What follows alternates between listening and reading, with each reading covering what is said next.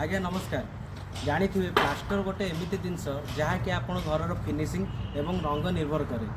आजिकल आप देखा पाथे घर किछि दिन गलापर मसे कि 2 मास प्लास्टर हवापर ठा ठा होइकी फाटी थाए एवं हेयर लाइन क्रैक्स होता है।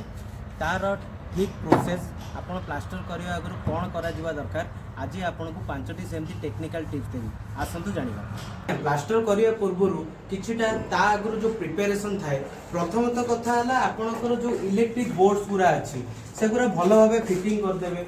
बाथरूम जहाँ भी फिटिंग्स आउ जहाँ भी पाइप्स आपन थाए देखो बोर्ड गुरा को भल भाव आपन प्लास्टर करने आगु बोर्ड एवं पाइप इलेक्ट्रिक बोर्ड एवं पाइप कांथ द्वारा फिटिंग कर देथिबे जहाँ फल कि आपन को प्लास्टर पर आउ कांथ को भांगा भी ताड़ा को पड़े ना।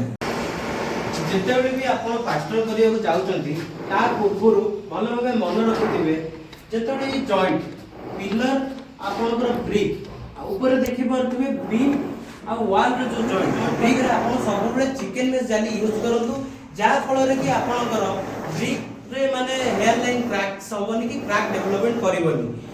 जिते प्लास्टर आपको जाऊँगी तार 24 घंटा आगु आपण कांथ को भल भाव में ओदा कर जहाँद्वारा कौन हम आप इटा जब सुखिला थोड़ा सी आम मसला जो मसला आम प्लास्टर यूज करूँ सी कौन हम ना पानी तार वाटर कंटेंट को आब्जर्व करता जहाँफल कि आपणकर वालटा एत शक्तिशाली होई न थाए। करने पूर्व मन रखि था जिते आपंकर पिलर हो कि बीम हो आसतु देखिए स्लाब रे भी आप कौन करेंगे हैकिंग करवा दरकार बा आमे जहाँ को कही था चिपिंग आप चिपिंग कला द्वारा कौन हम जो प्लास्टर मसलाटा कंक्रीट सहित भल भाव टाई हम और आपणकर प्लास्टरटा सब स्ट्रंग जिते आप प्लास्टर करुँच मन रखिथे से बुल मार्क कि आपणकर टीपा मारिकी कांथ को प्रथम लेवलिंग करवा देखो जहाँ फल कि आपणकर प्लास्टर सीधा होता है और आपणकर प्लास्टर बहुत स्ट्रंग होता है।